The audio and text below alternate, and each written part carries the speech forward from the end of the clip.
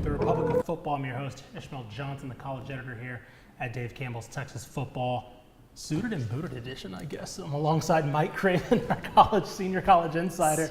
How you doing, buddy? Doing pretty good. Yeah. Doing pretty good. I had to dust this off. Yeah. But I don't know if I found it. We had some meetings here in the studio, in the office, I should say, and so that's why you're seeing us now. This will be airing Wednesday, so that's why you're seeing us now. It's still dressed up. That's why Craven's in studio. Do you watch The Bear? Yeah, I do. Yeah. Yeah, you know how the cousin or whatever became a suit guy? Yeah, that's me. Yeah. That's your me. suit guy now. Reformed suit guy. So if you're watching, you can see what's behind us, or if you've just been paying attention to what we've been doing on social, on TFT. If you saw TFT on Tuesday, you know that our magazine cover's out, which means our magazine is available for pre-order, the summer edition, the thing that you love, everything about Dave Campbell's. You can now buy it, pre-order, I should say, texasfootball.com/subscribe. Do it by July in the month of June, and you should be able to get it. You will be able to get it. I believe that is actual phrasing. You will be able to get it before retailers if you subscribe sometime in June. So please, texasfootball.com/subscribe. This first part of the episode, we're going to talk a little bit about the cover story because we have the writer right here, Mike Craven. Second half, we'll talk about the power polls, kind of post-spring, into summer, heading into off-season workouts, power poll. But this first half is just going to be kind of a deep dive on the cover story, kind of everything that went into deciding who to put on the cover, Craven's process as far as writing what exactly the story is. I should also mention that the reason you can hear us over there is everyone's favorite Malpow. Hi, Mallory. Sorry. It's all right. How you guys doing? Doing good as well. Also suited and booted. Yeah, it's weird being in I'm in my full power suit right now. I was about to say you're pantsuited heels, up right now. everything, pantsuited up, pantsuit Hartley, I guess you can call it, but it feels a little weird. This is my bowl season suit. I start dressing really nice around conference championship week. Yeah. Well, we do for it's too hot. right. Well, we do for Big 12 media days. All the media days that we attend to, Sure. we look nice typically for that too. State, but right? that's That's a a good big one one too. Yeah. Anywhere there's a lot of eyes on us. Correct. I was like, we can't be walking out looking like bums. Like the bums we are. Yeah, like the regular bums that we are. That's what I'm trying to say. You've seen this show. Anyway, so if you paid attention to the cover release, you know. If not, look, it's right there. Connor Wigman and Quinn Ewers from Texas and Texas A&M. Rivalry Reborn, right? That is the theme of this cover. That was, I guess, in February when we sat down as a staff. That was the easy.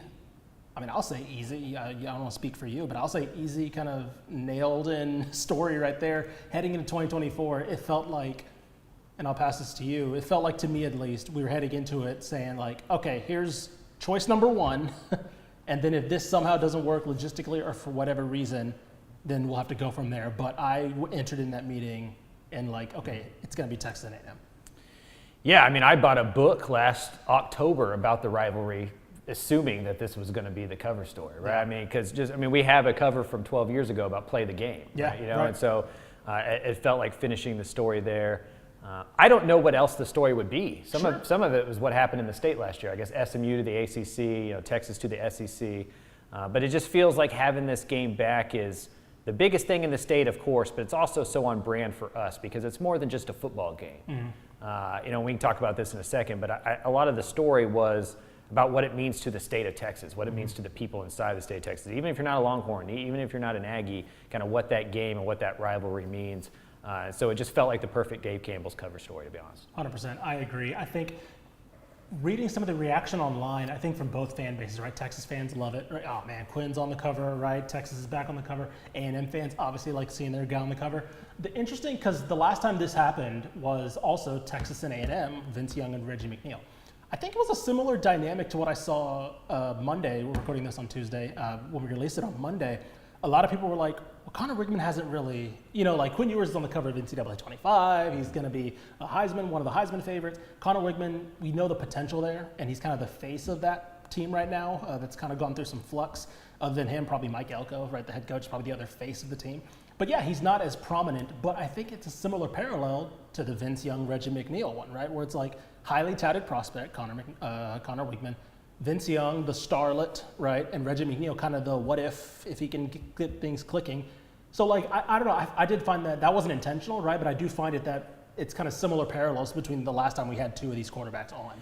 Yeah, and for us and for our company, we've been covering both of those guys for 6 years, Yeah. 7 years now through their high school stuff, right? And so like they've been stars on our radar and our recruiting, but I bet they were both on the super team, for example, and stuff like that. So 2 name brands for the university, but also 2 name brands for the players. And it's part of the rivalry that I've always liked.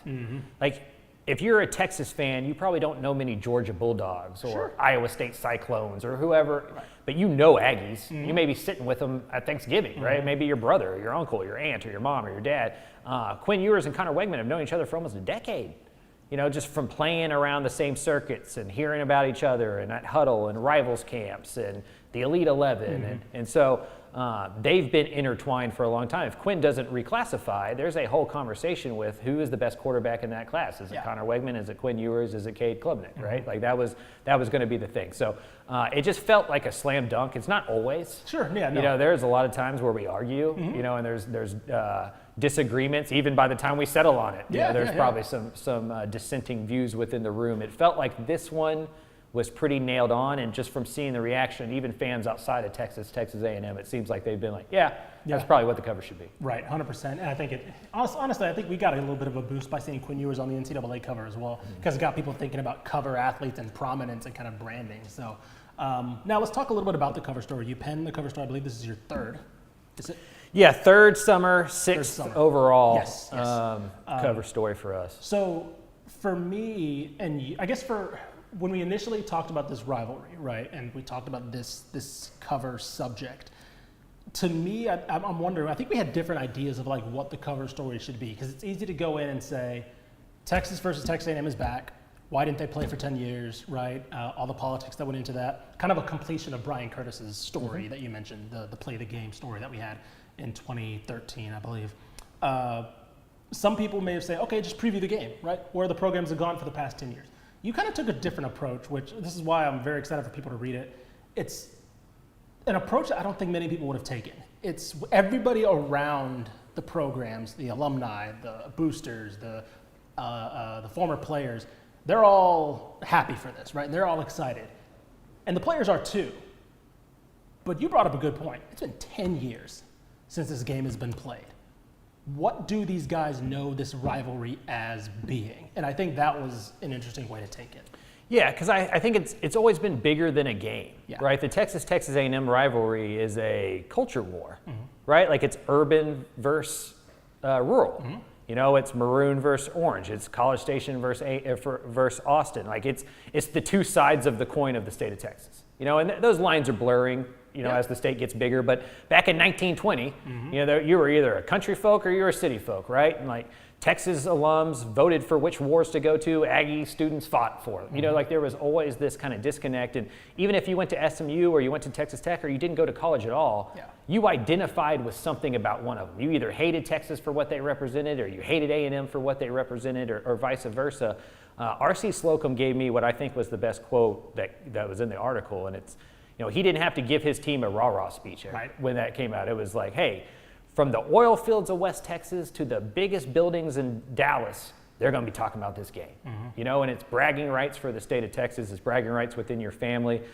So I didn't want to talk about the game that much. I didn't want to talk about the divorce that much. Frankly, I'm kind of sick of talking about all of the movement and realignment. Like, we're just so inundated with that that I wanted to go more history. Like, what was the first game like? Why did this rivalry start? How did A&M get a football team? And that was intertwined with Texas's history and stuff like that. So I kind of just went backwards. I'm a history nerd, and so I tried to just go backwards and talk about the stakes of it, what it means for the communities, what it meant historically, and then also the last 800 words kind of think about what it means for Quinn Ewers and Connor Wegman to kind of be the guys to continue that. Yeah, I think one of the things that I'm curious, my next question is how you kind of tackled that, because like you mentioned, you could write a book about this rivalry, right? Legitimately, you've read a book about this rivalry. When you start to figure out, like, when you start to focus, how do you kind of start to focus and kind of hone in? Because you mentioned, talk to R.C. Slocum, not to spoil anything. He talks to Mac Brown as well. You talk to former players, and you obviously talk to the two cover subjects. And it's like, these two are the cover subjects, and they're kind of the new modern representatives of the faces of the program. But like, they're not the faces of the story and the copy of the story. They just happen to be the latest iteration. So how'd you find a focus kind of? Yeah, so, you know, they're 2,500 words, and I usually try to split them into thirds, just like any story, because a good story's got a beginning, a middle, and an end, right? And so, like, I think the hard part or the interesting part to me was figuring out what those are.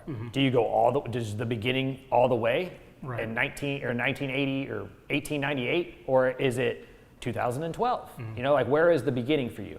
I wanted to go all the way backwards. And so it was like, let's tell the beginning of how this thing started, right? On a practice field at Hyde Park for $1. How did this rivalry get going?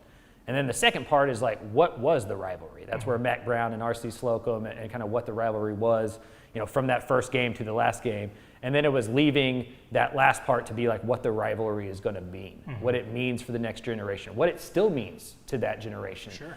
We saw Texas and Texas A&M play over the weekend in baseball, and it was packed. It was packed, you know, massive. like the rivalry still matters. Just turn on Twitter, right? The rivalry still matters. And so like you talk to Quinn, you talk to Connor, and you get the idea like, oh, there's still trash talk. There's still something there. Kyle Field's going to be, I mean, it's just going to be an unbelievable atmosphere. And so, I think to me it was like, okay, let's do a beginning, a middle, and an end, and it was just selecting what those were and trying to cover as much of it as you can in 2,500 words. Because 2,500 words sounds like a lot, right? Until you're trying to write this story, and then you're like, can I have 10? Yeah, right, exactly. It's so one of the things I do like about this is I think, in a way, this year was like the perfect year because in you mentioned it with all the realignment, like yes, we could talk about the Longhorn Network, the SEC Network, and why this thing parted and how it kind of set the dominoes for today and everything that's happened. But like in that chaos, it gave us a little bit of familiarity, right? It gave us a little taste of familiarity where it's like, okay, this is what we remember, right? It's that regionality kind of coming back to the sport. I just didn't want to write a Wall Street Business Journal story. Sure. And that's kind of the fascinating part about this rivalry is that you could go that route, right? If the Wall Street Journal people will, right, absolutely, and they'll talk about the Longhorn Network, they'll talk about the SEC Network, and why that kind of sparked A&M going this way. And so, it, like you mentioned, similar to the on-field and off-the-field kind of representations of both schools, there are multiple angles how you can view this in general. Yeah, because I mean, think about being a student in like 1930. Yeah. You know, and there's two major colleges in the state of Texas that are public institutions, right? And they couldn't be more different. Right. Like I wanted to tell that story, just like how different these programs are. And, you know, I think a lot of people, consider us in a culture war these days, right? And it was like, well, that's always been here. You know, like there's always been that line between rural and urban, city and country. If you want to get reductive, conservative and liberal, and like what it means to be a slitty sticker versus, being a country farm boy or whatever, they weren't even Aggies for a while. It was just the farmers. Yeah. Like, that's what Texas A&M sports was. It was like farmers versus varsity. Yeah. You grew up in Cedar Park. I grew up in Manor, and at that time they were suburban communities, kind of in that rural-ish area, and like you had people drawing lines. Yeah. Right? We're close to Austin, but you had a lot of friends who were A&M fans. Right. Like if you went outside of Cedar Park towards Leander, Liberty Hill, Bertram, it was mostly Aggies. Exactly. And so like I just. I had uncles that went to SMU, and they had a dog in this fight, right? Because like they didn't identify with Texas A&M, like they thought that was backwood, they had a stereotype of it. People have a stereotype of UT and what that represents, and that some people don't like that. And so I wanted to kind of tell that story, like what it means for the state of Texas, what it means for the people in the state of Texas, the people that were in it. Talking to Mac Brown and R.C. Slocum was awesome. Yeah, it was probably the best part of this process, just getting them to kind of talk about it. R.C. Slocum told me when Darrell Royal was kind of towards the end of his life. Him, John David Crow, and David McWilliams are with Darrell Royal. And how much money would I have paid to be in that circle as a sports writer, right? But they're talking to Darrell Royal, and they're like, man, isn't it crazy that Texas and Texas A&M are going to play again starting next year? And Darrell Royal, in his old age, not really understanding, but leans forward and goes, excuse me? Like he couldn't even fathom it, right? And so now that we have this game back, I didn't want to spend 2,500 words talking about why it went away and the bad parts of it and the mess behind the scenes and the money. Back. I wanted to talk about why it matters and why it's cool that it's back and why we should care that it's back. Last 2 points I wanted to talk about. I mentioned the two, I think it was the perfect timing because I felt like we were at a hinge point where both of these two cover subjects remember the last game, right? They're old, they're just old enough to remember like where they were, especially Quinn Ewers, who grew up a Texas fan. He remembers. I feel like if we got one more year removed, right, it starts to be like, I don't remember that much. Yeah, what does Torian York and Anthony Hill remember? Right, exactly. And that's how close that can be for that cutoff. And so that was cool. And they are both, big time college football fans that grew up watching it. Quinn's unapologetically a big Texas fan who grew up. Connor says he was kind of a general college football fan, Right. didn't really have like a necessary team. But yeah, that was fun. Like, hey, what are you? Because I mean, I remember it vividly. Yeah, I'm saying. Like, it's me, like and me and my mom were at the Black Friday line, waiting to get in line for Target, and we saw the game-winning kick. In the car. Right. Like we have like we all, people around our age, like you would know where you were when that happens. People around Mallory's age, how much do they remember? Right. Sure. I find that to be interesting, and so it felt like they still remembered a lot, and they definitely know the gravity of it. And I thought that was the most important part. Is like, sure, they don't remember the 1980s battles or Dat Wynn versus Right. Ricky Williams and all that kind of stuff, but they know how much this matters, and they know how fortunate they are, how blessed they are to be the quarterbacks of it. Yeah. And they're both two Texas boys who played high school football here at a high level. And so it's just kind of a continuation of their story and their legacy, and I think they understand the gravity of that. Yeah. Last question. Was there a anecdote or a quote that you unfortunately had to leave out that you were like, I would love to fit this in, but I just cannot? Yeah, it may have been that R.C. Slocum one. Yeah. Just the idea of Darryl Royal being like, huh? Like that can't be correct. And you having to tell Darryl Royal that, Right. that like, no, this is actually Right. my thing. Yeah. And so, yeah, there were some stuff from Mac that weren't able to get in there. But what's nice about this is it doesn't happen until November 30th. Sure. And so, like, I can use some of that cutting room floor stuff for more articles as this stuff goes on without circling back and bugging Mac again. Sure. Or getting RC back on the phone. Because I talked to both of them for like a half hour.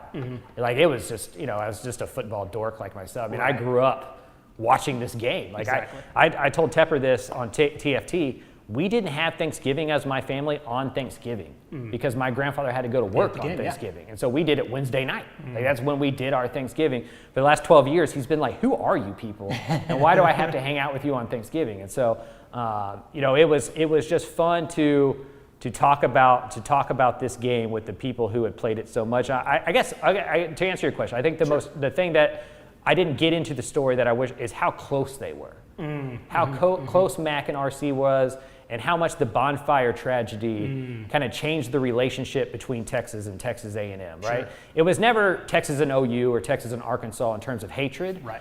But it became more of a brotherly family rivalry after everybody came together. For the tragedy, and it was almost canceled. Sure. The game was almost canceled that year, and it was RC that went to the A&M brass and was like, hey, I don't think we should do it. I think we should play this. We should honor these folks by playing this football game. Just him and Mac Brown kind of working through that, and that doesn't happen if they hate each other. Right. That doesn't happen if it's an Art Briles, Gary Patterson situation. Like Right. that, the relationship between coaches can paint those colors Sure. a little bit. And just kind of how close those two were and how much that kind of dictated how the temperature of the rivalry was, I thought was pretty interesting. Yeah. All right, appreciate you, man. And so, yeah, Craven, I'll mention this. This is one of my favorite things you've written, and so I think this is right in your wheelhouse in terms of that history meeting modern time.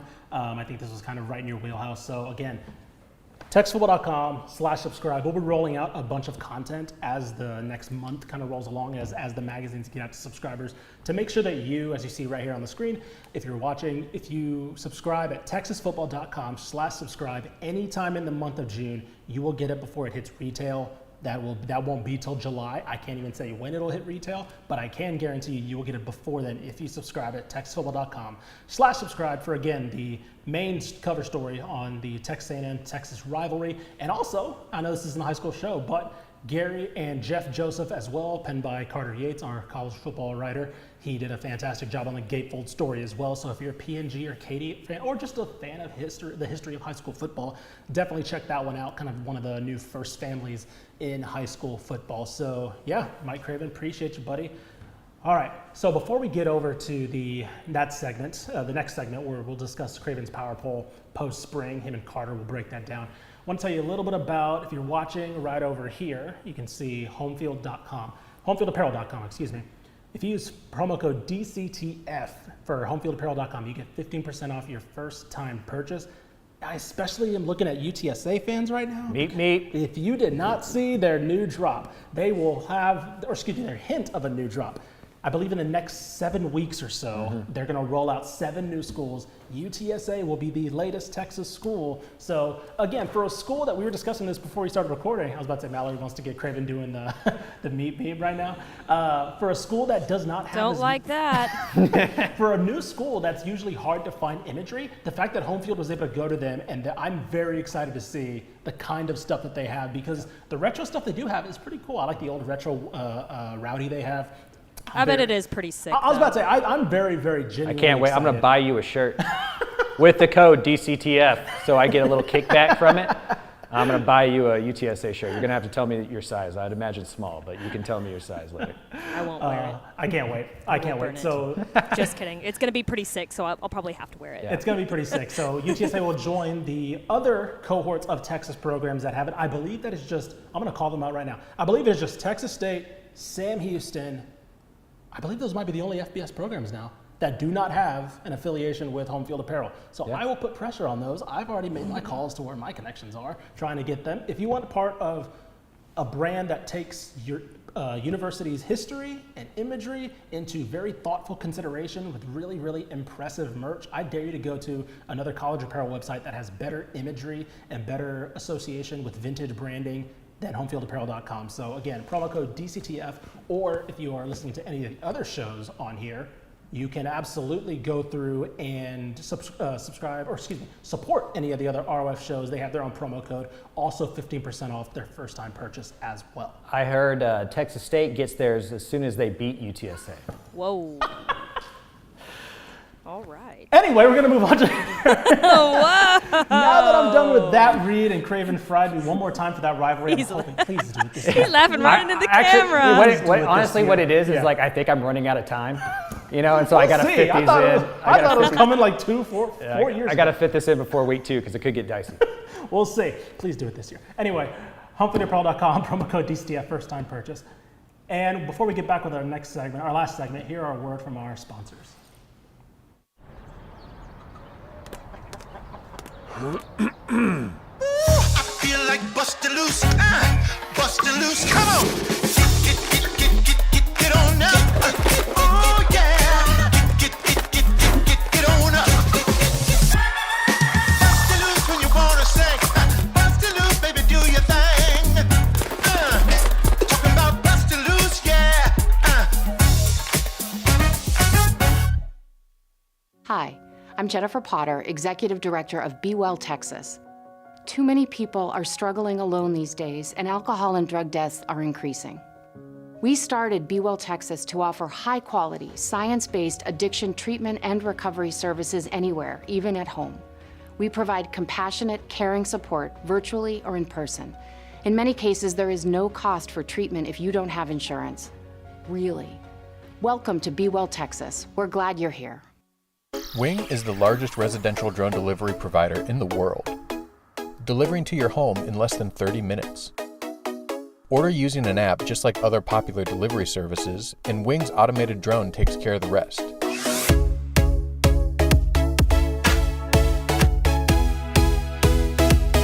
It's fast, safe, and sustainable, and it's now delivering to parts of Dallas-Fort Worth, Texas. You can learn more at wing.com/TexasFootball. Again, that's wing.com/TexasFootball. Welcome back into the Republic of Football interrogation room. I'm here to grill college football insider Mike Craven on his power poll. Craven, people got to ask, you're ranking 13 teams from the SEC to Conference USA. How do you put them in a 1 through 13 list?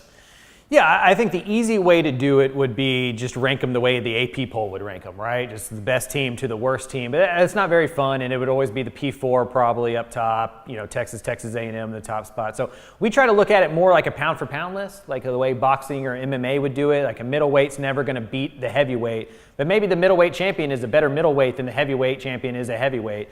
So I try to look at it that way. It's still Texas at the top because of how good they are, but I try to look at it as compared to their conference, who are the best teams? Mm-hmm. And with that in mind, let's run down the list. 1 through 13, at the top, we got the Texas Longhorns coming off the college football playoff appearance. Number 2, Texas A&M Aggies. Number 3, Texas State Bobcats. 4, UTSA. 5, Texas Tech. 6, TCU. 7, SMU. 8, Baylor. 9, North Texas. 10 Rice, 11 Sam Houston, 12 Houston, and 13 UTEP. Now, Craven, I know you made this list a couple weeks ago. Let's put this out there. This is a living, breathing document. This can almost change by the day. Yeah. It's not what it looks like in the magazine. So what was the hardest team to place on this list? I think it's Texas State, UTSA, right? Okay. Because I don't think Texas State is the third best team in the state. But I do think that they are one of the teams that can go win their conference. I think the Sun Belt is there for them to win. Some of that's about Texas State. Some of that's about James Madison being under a coaching change, Troy being under a coaching change. We don't know what App is. Maybe they're the favorite out there right now. But yeah, I think Texas State has a really good chance to win the Sun Belt. I think UTSA and the American has a really good chance to win that one as well with the offensive and defensive line they have. So where to put those two teams is I think that on a neutral field, Texas Tech would probably beat both of those two teams. Mm-hmm. But I think those two teams have a better chance of winning their conference than Tech does, Mm-hmm. And so I think that to me is the hardest part about ranking this thing about individual teams is how to slot them next to their conference foes. Yeah, and Manny Pacquiao would probably lose to George Foreman, which is why we added this note down here in the fine print. Teams are measured against the overall strength of their conference/schedule. Okay, I got some questions here, Craven. Number 2, Texas A&M, new head coach, lackluster year last year. Why are they number 2? Yeah, some of this is my belief in Mike Elko. Okay. It's funny, right? We talk about this a lot on the show, how coaching changes are a lot like dating, and you go the opposite direction. And as media members, we're guilty of having favorites and people that we like or not like. I think one of the reasons Texas Tech went into last year so high hyped is that everybody likes Joey, and so you kind of buy into it. After going from Jimbo and being in those press conferences and having some interviews with Jimbo to doing it with Mike Elko, you're like, oh, this is so much better. Yep. You talk to Torian York, you talk to Trey Zune, which they gave me for the magazine, and they both talked about discipline and just the little things that Mike Elko is bringing. So long answer, I think they've always had the talent. They've always been talented enough to punch up into the tier 1 of the SEC. If they're disciplined and organized and player-led and more cohesive and then just better structurally, well, they should go win 8 or 9 games. To me, this year, I don't think that there's that many great teams in the state, and that means that A&M, if they go 9-3 in the SEC, they're going to be the second best team in the state. Okay, you just said not a lot of great teams in the state.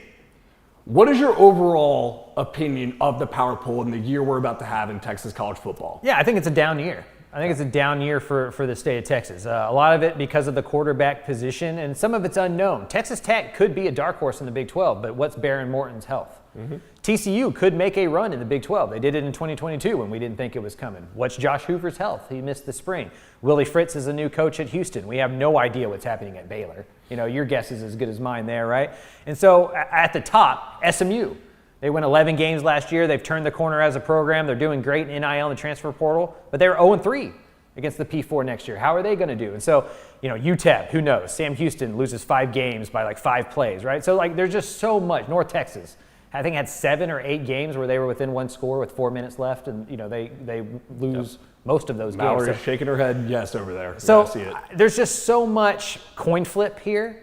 And it just feels like Texas is the only true kind of known, which is also a crazy statement because in your lifetime, how much have we talked about Texas being known and then they're not, And so we're counting on Texas to live up to expectations, and folks my age know how perilous that can be sometimes. So it just feels like an odd year in the state where it feels on paper like a down year, but it felt like that going into 2022, and then TCU played for national championship. Mm-hmm. So with all the unknowns in mind, we did an episode a couple weeks ago about the biggest variance on teams. We could see them going 3-9. We could see them going 9-3. You probably have a lot to choose from, but what's the biggest variance team you see on this list? It's tough. I could probably talk about 6 teams here. I'll talk about North Texas, just so Mallory keeps being engaged in the episode here.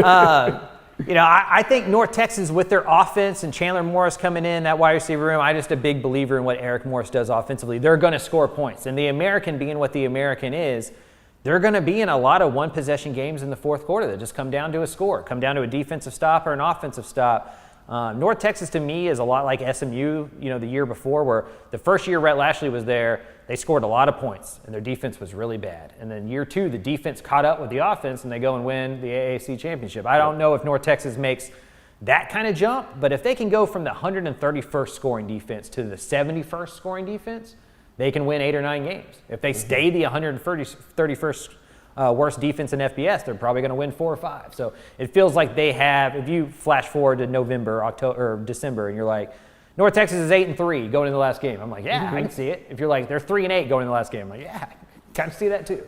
There's a couple of teams like we mentioned there that could be either way at the very end of the year. UTSA at number 4. Surely this is just Craven being a homer. They lost Frank Harris. They lost Rashad Wisdom. Yeah. How are they number 4 in your power poll? Yeah, I saw something the other day that UTSA has the second best odds in the G5 to win the playoff spot. You know, so I don't think it's just me, but they really, really like their roster. I think it's important for everybody to remember that the Frank Harris they saw in 2023 was not the Frank Harris from 2022 and 2021. They've already played without superstar Frank Harris. They did it last year, basically, with 4 knee surgeries and 6-month Frank Harris, right? Yeah. So I think we've seen the quarterback position and them be able to kind of get through that. Owen McCown's played well in a bowl game, 19 of 21 against Tennessee. So I think they're going to be okay there. What gives me confidence in UTSA this year is the lines of scrimmage. You know, they're 2 years removed from playing a walk-on defensive lineman at left tackle in a conference game. You know, this year they got a true 2-deep. And you can go to a lot of Big 12 schools, and they don't have a true 2-deep at offensive line, right? UTSA feels like they have 8, 9, even 10 offensive linemen that they can trust. And then on the flip side of that, you know, Joe Evans, the guys at defensive tackle there are as good as it gets. I don't think you can find better lines of scrimmage in the American than you can at UTSA. Well, we've talked about there's a power vacuum in the new Big 12 without Texas and Oklahoma. And we got 4 Texas teams in this new Big 12 with Texas Tech at number 5, TCU at number 6, Baylor at number 8, and Houston down at number 12. I know right now we got Texas Tech the highest. Is that the team you would say has the best chance to win the Big 12 this year? If Baron Morton plays 10 games, yes. Okay. I don't know. So context matters, everyone. Yes, it does. Like, it's just, you know, if you tell me Baron Morton plays all spring and there's no questions about his shoulder, Texas Tech's 3 on this list. Okay. Like, I think the wide receiver core is really good. I think the offensive lineman that they brought in through the portal is solid. I'm a Tim DeRuyter guy on the defensive side of the ball. They're going to be good there. You know, they're never going to be Georgia, but they're going to be good on that side of the ball. The schedule is excellent. You look at Tech's schedule, it sets up perfectly for them. So Tech would have been 3rd on my list, but I don't know. I don't think anybody knows how healthy Baron Morton's going to be in October. I don't think much of the question is if he's going to be ready for game 1. It's just, what does that arm look like as the season goes on? If you right now can go like, yeah, Baron Morton starts 10 games, then I think Tech is that. If Baron Morton only plays 4 games, 5 games, give me TCU. I think their skill positions are really good. I think they did a great job in the transfer portal. They believe in Josh Hoover. You know, Cam Cook's going to be solid at running back. I really like Andy Avalos bringing in at defensive coordinator. They're going to be more aggressive. So without Baron Morton, I think in the magazine, TCU's ahead of Tech on the power poll. And it's because the Baron Morton stuff happened between this poll and that poll. Yeah, Baron Morton obviously missed the back half of spring ball. Yeah. He's down, you know, rehabbing that shoulder. So Texas Tech the last 2 years has rotated through 3 quarterbacks. Yes. That's been the name of the game in Lubbock. Yeah. Texas A&M has a new head coach and they're number 2. Houston has a new head coach and they're number 12. What's going on in Coug Nation? Yeah, transfer portal.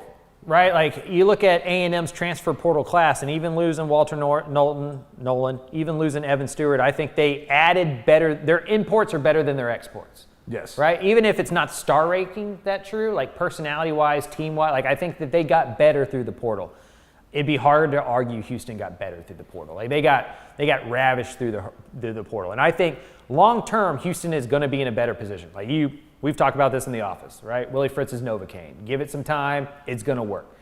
But year 1 ain't that, right? Year 1 usually isn't that for Willie Fritz. I think that's going to be true in Houston.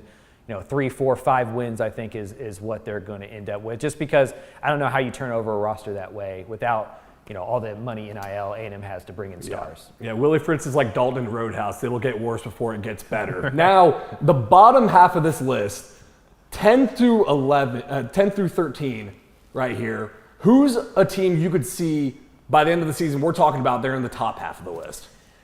That's a good, yeah. Maybe Sam Houston, because this is a pound-for-pound list. And again, I don't think Sam Houston becomes one of the 6 best teams in the state. But I think with Conference USA and all the close games that they were in last year, if they win 3 out of those 5, all of a sudden they're a 7, 8, 9 win team, maybe at the top half of Conference USA. And how you do in your conference, how you are compared to your conference is everything to me. That's how I kind of do this list, right? And so it's harder before the season. As the season goes on, it gets a little easier because then you can relate to where, hey, they're 3rd in Conference USA. Tech is 7th in the Big 12. That's why I have Sam Houston above them, right? Yeah. So I think Sam can be that team to climb up. Some of that's because Conference USA isn't all that good. And some of it is because they were in such close games that maybe the year of losing those equals a year of winning most of those. All right, well, to the fans, I hope I did a good job of grilling Craven here. Is there anything else that I need to ask you about Craven on this list? Any other team here that sticks out? Rice sticks out to me. Okay, because they're very intact. Yes, they bring back 17 starters, something crazy like that. I think it's 8 on one side of the ball, 7 on the other. I'm not good at math. So I guess that's 15 starters plus Dean Connors played a lot. So, I think Rice is right there. It's just their ceiling. Some of these other teams, I feel like their ceiling is high. I think the floor is higher for Rice. They're a high floor program. I don't know if they're a high ceiling program. So I think a great season for Rice is 7 wins. Yes. Right? Speaking to your variance point, I don't think the variance is that high for Rice. And the problem is they're at 10. 5-7, 6-6, 7-5 feels like the variance for Rice right there. And so that they become a hard one for me because I like their squad. I think they're a better squad than they have been. Each year Mike Bloomgren makes that roster better. But I just don't know how they get to 8, 9 wins just with the barriers that Rice faces. Do you think Rice gets to 8 or 9 wins? Let's say, okay, we all think Mike Bloomgren probably needs to win 7 games this year. Yeah. Has he reached Rice's ceiling? Yeah, I think he's bumping up against it. I think the thing for Rice, at least in the history I know, is that they've always kind of broken through for the 8-9 win season, but then they have a lot of 4-3-5 win seasons. I think Bloomgren got there and was like, hey, yeah, sure, we all as coaches want to raise the ceiling, but I need to raise the floor. Yes. I may not, sure, I want to get to 9-10 wins, but first we need to prevent the 2-3 win seasons. And I think he's made Rice into one of those programs that isn't going to bottom out. And in my opinion, I'm not a Rice fan, so I'm sure they believe differently, but in my opinion, that's the best you can do at Rice, is eliminate those 2-3 win seasons. And maybe you don't get to 9-10 wins win a conference like Bailiff did, but if you can always be 7-5, 6-6, 8-4, if you can always be in a bowl game, if Rice is playing in December more often than not, historically, that's pretty great. It's a win. The problem with college athletics, and you know this, right? It's never enough. Getting to your ceiling isn't enough. You need to break through it and find a new one. You need to create a new ceiling. And so that's my worry for Bloomgren is he does everything right, makes this program better and better and better every year. But this is a fundraising deal. This is a college, you're in the American now. You just change for change's sake. And maybe it's just not good enough, but we'll see. All right, we've picked this power poll apart. This is the de facto offseason power poll, I would say. We're going to come back and revisit this when the season kicks off in the fall for August. But until then, that's Mike Craven. I'm Carter Yates signing off on the ROF podcast. Podcast over.